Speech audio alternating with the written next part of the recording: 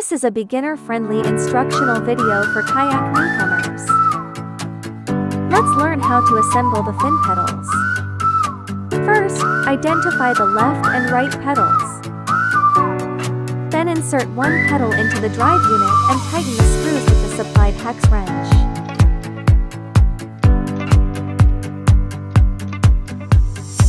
Next, install the pedal on the other side.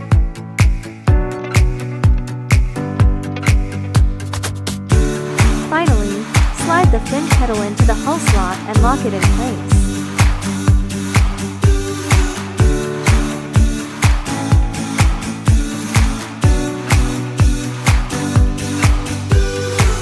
You're done.